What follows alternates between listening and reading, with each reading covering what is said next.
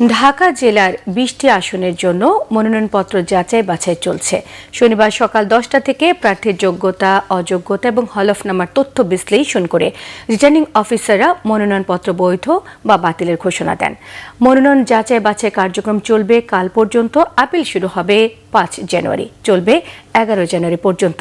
সকালে রাজধানী সেগুনবাগিচায় ঢাকা বিভাগীয় কমিশনারের কার্যালয় থেকে ঢাকা ৬ আসনে বিএনপির মনোনীত প্রার্থী ইশরাক হোসেনের মনোনয়নপত্র বৈধ ঘোষণা করেছেন জেলা প্রশাসক এবং রিটার্নিং কর্মকর্তা।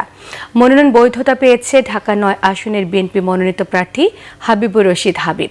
মনোনয়ন বৈধতা পেয়েছে জামায়াতে ইসলামী ঢাকা ৯ আসনের মনোনীত প্রার্থী কবির আহমেদ। ঢাকা ৮ আসন থেকে মনোনয়ন বৈধতা পেয়েছেন এনসিপির মুখ্য সমন্বয়ক নাসির উদ্দিন পাটোয়ারি। গণ অধিকার পরিষদ থেকে ঢাকা ৮ আসনের মনোনয়ন বৈধতা পেয়েছে মডেল মেঘলা আলম। ঢাকা ৯ আসনের স্বতন্ত্র প্রার্থী তাসনিম জারাকে ভোটার যাচাই বাছাই অবৈধ ঘোষণা করা হয়েছে। এবং সকলেই যাতে ভোট কেন্দ্রে উপস্থিত হয়ে প্রার্থীদেরকে ভোট দিতে পারেন সেটি নিশ্চিত করার জন্য আমরা সকল কিছু করার জন্য প্রস্তুত রয়েছি। প্রার্থী হিসেবে, একজন নাগরিক হিসেবে এটি আমি রিটার্নিং কর্মকর্তাকে জানিয়ে এসেছি। আমি যথেষ্ট সন্তুষ্ট বর্তমান পরিবেশে, কারণ আপনারা জানেন যে বিগত আওয়ামী আমলের নির্বাচনের সময় আমরা দেখেছি প্রশাসনের কিরকম দলীয় আচরণ, এবং এখন আমরা দেখছি তাদের একটা নিউট্রাল আচরণ। সকল প্রার্থীর প্রতি তারা সমান আচরণ করছেন। তো এটা তো একটা বিরাট পরিবর্তন বটেই। আমি বিশ্বাস করি যে আমরা আসলে যারাই প্রার্থী হয়েছি সবাইকে মিলেই আমরা ঢাকা ৯কে গড়ে তুলব।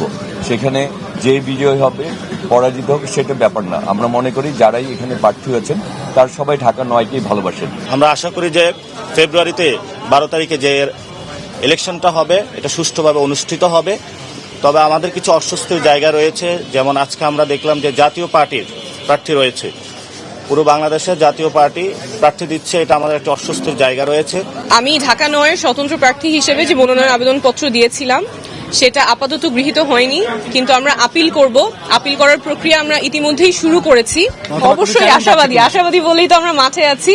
আমাদের যে যাত্রা, আমাদের যে লড়াই, স্বচ্ছতা জবাবদিহিতার রাজনীতির লড়াই, এটা জারি থাকবে।